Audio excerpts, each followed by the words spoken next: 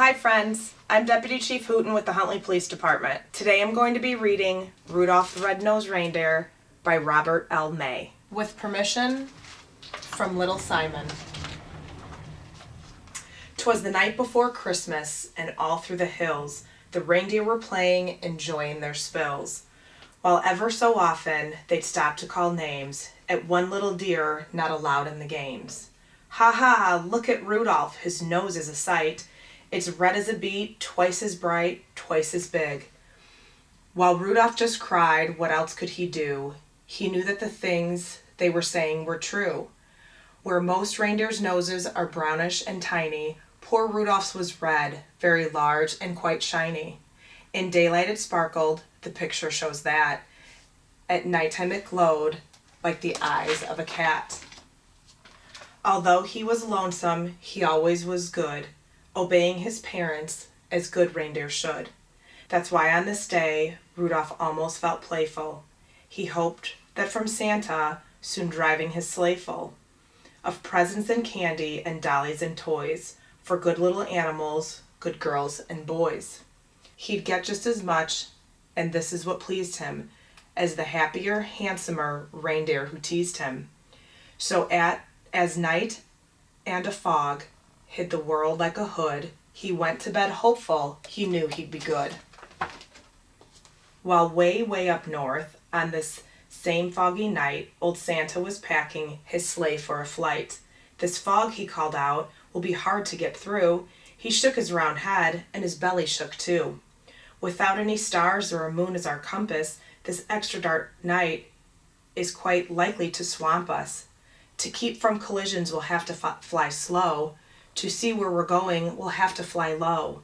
We'll steer by the street lamps and houses tonight in order to finish before it gets light. Just think of how the boys' and girls' hopes would be shaken if we didn't reach them before they awaken. Come Dasher, come Dancer, come Prancer and Vixen, come Comet, come Cupid, come Donner and Blitzen. Be quick with your suppers, get hitched in a hurry. You too will find fog a delay and a worry. And Santa was right, as he usually is. The fog was as thick as a soda's white fizz. He tangled in treetops again and again and barely missed hitting a huge speeding plane.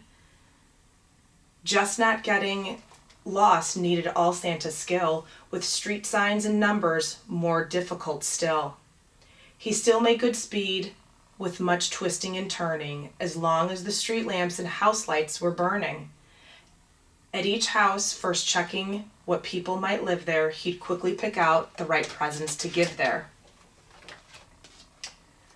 But lights will be out after midnight, he said, for even most parents have then gone to bed. Because it might wake them, a match was denied him. Oh my, how he wished for just one star to guide him. Through dark streets and houses old Santa did poorly. He now picked the presents more slowly, less surely. He really was worried, for what would he do if folks started waking before he was through? The night was still foggy and not at all clear when Santa arrived at the home of the deer. On top of the roof, with the clouds all around, he searched for the chimney and finally found it. The room he came down in was blacker than ink. He went for a chair, but it turned out a sink. The first reindeer bedroom was so very black, he tripped on the rug and burst open his pack. So dark that he had to move close to the bed and peek very hard at the sleeping deer's head before he could choose the right kind of toy, a doll for a girl, a train for a boy. But all this took time and filled Santa with gloom while feeling his way towards the next reindeer's room. The door he'd just opened, when to his surprise, a soft, glowing, red-colored light met his eyes. The lamp wasn't burning, the light came instead for something that lay at the head of the bed. But wait now, what would you suppose? The glowing you've guessed, it was Rudolph's red nose. So this room was easy. This one little light let Santa pick quickly the gifts that were right. How happy he was till he went out the door. The rest of the house was as black as before, so black that it made every step a dark mystery. And then came the greatest idea in all history. He went back to Rudolph and started to shake him, of course very gently, in order to wake him. And Rudolph could barely believe his own eyes.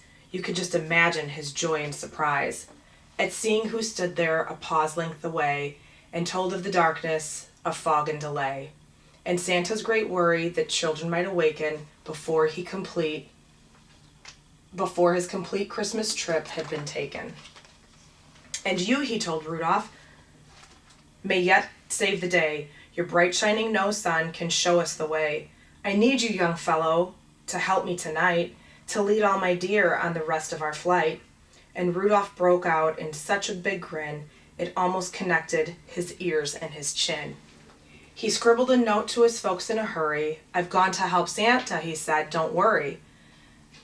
Santa said, meet me in my sleigh on the lawn, you'd stick in the chimney. And flash, he was gone.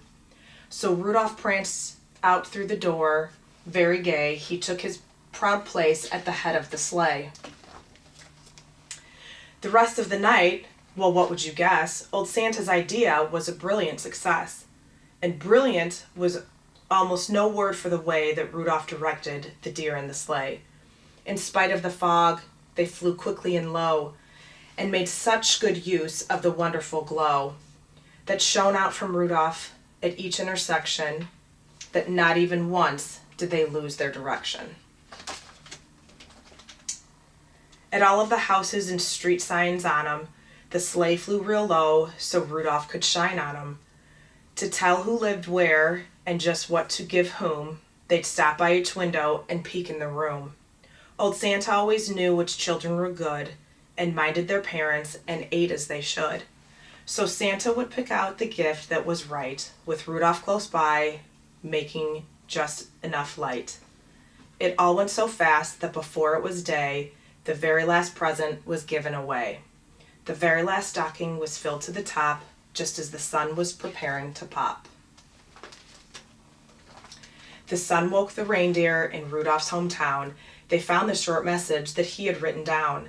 They gathered outside to await his return, and were they surprised and excited to learn that Rudolph, the ugliest reindeer of them all, Rudolph the Red-nosed, bashful and small, the funny-faced fella they always called names and practically never allowed them in their games, now was to be envied by all, near and far, for no greater honor could come to a deer than riding with Santa and guiding his sleigh, the number one job on the number one day. The sleigh and its reindeers soon came into view, and Rudolph still led them as downward they flew. Oh my, was he proud as they came to a landing, right where his handsomer playmates were standing. The same deer who used to do nothing but tease him would now have done anything only to please him. They felt even sorrier they had been bad when Santa said, Rudolph, I never have had a deer quite so brave or so brilliant as you at fighting black fog and steering me through. But you, last night's journey was actually bossed. Without you, I'm certain all would have been lost. I hope you'll continue to keep us from grief on future dark trips as Commander-in-Chief. While Rudolph just blushed from his head to his toes, till all of his fur was as red as his nose. The crowd first applauded, then started to screech, Hooray for Rudolph, and we want a speech. But Rudolph, still bashful, despite being a hero, was tired. His sleep on the trip, totally zero. So that's why his speech was quite short and not bright. Merry Christmas to all, and to all a good night. And that's why, whenever it's foggy and gray, it's Rudolph the Red-nosed who guides Santa's sleigh. Be listening this Christmas, but don't make a peep, 'cause that late at night, children should sleep. The very first sound that you'll hear on the roof, that is, if there's fog, will be Rudolph's small hoof.